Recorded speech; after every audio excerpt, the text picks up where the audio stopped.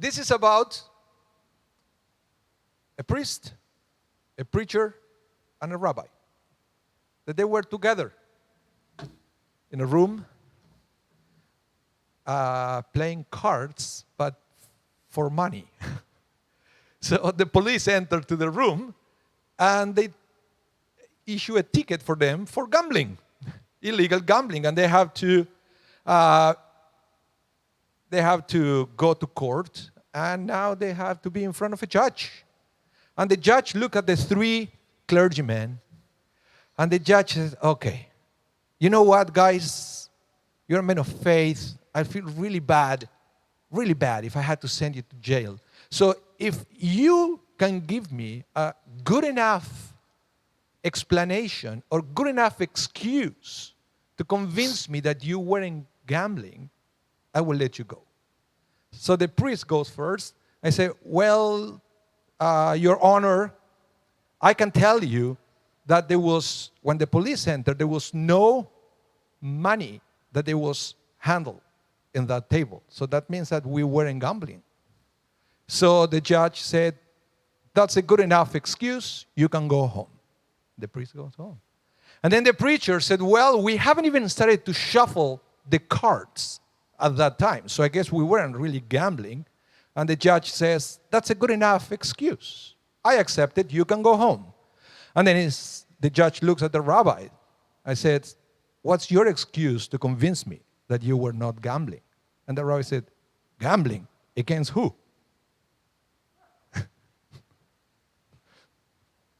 So,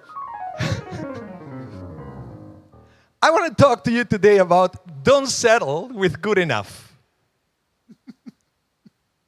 Don't settle with good enough. And some of you know me. You know how strongly I feel about that. About going through life with that mentality, it's good enough, right? But I was realizing as we keep going through this pandemic and so many restrictions and lockdowns and things are not happening and we start wondering when we are going to start feeling normal again. And, well, truth is we are enduring a season of waiting. We have to wait for so many things to happen. And we don't know when are they going to happen. And we feel that many of the things that we wanted to do or we want to do are not happening. Things are on hold. We have to sometimes, in some aspects, push the pause button in our lives. For some of our projects, some of our dreams. And then we start having this, what I call negative thoughts. And we start wondering, so maybe we should settle less than ideal. Maybe we should start planning for a watered-down version of our lives. Maybe the things that we wanted to do are not going to happen. Maybe I should settle with less. After all, it's good enough. Well, let me tell you something. I truly believe that the Torah is encouraging us to never have that kind of mindset. Never go for good enough if you can go for excellent. We have to always strive to give the 100% of ourselves and never settle with less than that. Yes, sometimes to be the 100% of yourself will take time. So we have to be patient. But you have to keep moving forward and try to always aim for excellence. And this should be on every aspect of our lives. In our jobs, in our relationships, in our spiritual life, etc. I read once the book of Malachi. I don't know if you ever read that one. It's not one of the most famous prophets, Malachi. But at the very beginning, it says something very interesting. It says, this is the burden of the word of God to Israel through Malachi. And then it says, God says to Malachi, I have shown you love. And Malachi said, how have you shown me love? Or us, the people of Israel. And God says, well, I accepted Jacob and I rejected Esau. And the rabbi said, but this is a beautiful thing. God saying to Malachi, I accepted Jacob. Jacob means Israel, the people of Israel. I accepted you guys, and I rejected Esau, which represents the pagans. And then the rabbi said, how is that a burden for Malachi? It's a beautiful thing. And then the rabbis explained, well, if you look at that, there are basically two ways or two reasons for a parent to love their children. What could be because their children are really great people. They became great human beings. They have so many good qualities that, of course, we love them because they are good people. They are great. But the other reason for loving a child is because maybe that child has a sibling that he or she is so bad and so evil that in comparison, I love this child because the other one is bad. Well, Malachi understood that by saying to him, I accepted Jacob and I rejected Esau, what God implied is, well, I accepted Jacob because at least it's not like Esau. Esau was evil, was a pagan, and Jacob, Israel, but he's talking about that generation, right? That specific generation of Malachi, at least they are not pagans. They're good enough. And Malachi says, if God cannot find anything better to say about the people of Israel, just that they are good enough compared to Esau, then the whole prophecy is a burden to me. Because Malachi understood that principle, that the people of Israel should never settle for good enough. They should never say, I'm better than my neighbors.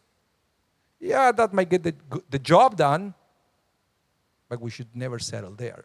We should ever try to be not just a little bit better. We should be excellent because we can.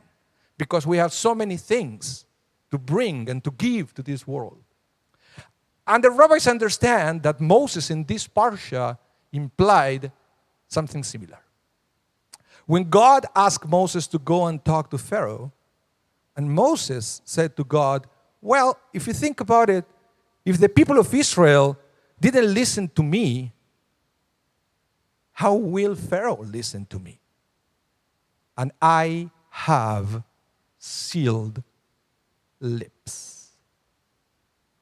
The rabbis understand something very important here. It's because Moses was saying, well, look, the people of Israel didn't listen to your word, God, to your wonderful message of freedom, etc., because of their hardship, because of all the abuse that they have to endure for so many years. And for that reason, they didn't listen to you. Now, Pharaoh is not going to listen because he's arrogant, because he believes he is God. So if you compare the two together, well, I guess people of Israel are a little bit better than Pharaoh, because at least they didn't listen to you because of the abuse. Well, Pharaoh didn't listen to you because he's arrogant. And Moses, who was the advocate of the people of Israel, at that point said, is that the only good thing that I can say about the people of Israel? That they're a little bit better than Pharaoh? Then I have sealed lips. I have nothing to say. Mm-hmm. Because Moses also understood this principle, that the people of Israel should never be known just because they are good enough. People of Israel should always be known for their excellence, because we always do the right things regardless of what other people are doing. I was thinking, this coming weeks, and it's a big deal in the United States, where they have the Martin Luther King Day, right? When it's a day to commit with social justice, to commit with the fight against racism. And in these days, you could say, yeah, I'm not a racist. And I guess that's good enough. Nobody will judge you. Nobody will say anything about you. But let's be honest, we can do better than that, than to say, I'm not a racist. We can do so much more to end all kind of injustices in this world. But the problem is, for so long, we developed this mentality that is good enough, that we never take the next step. But this is something that I'm proud to say that is not Sherry Zedek mentality, where you saw, for example, all the things that we do to improve what we do, which technically there is no real need, because we say, well, hold on a minute, after all, compared to other synagogues around the world, we are doing okay, right? It's good enough. No. We keep improving because we can, and because we know it's the right thing to do, because we want to provide with the best possible experience. So my challenge for each one of you today is to embrace that philosophy. The philosophy of always striving to be excellent and to do more than what is required. Good enough is not good enough. We have to always give more.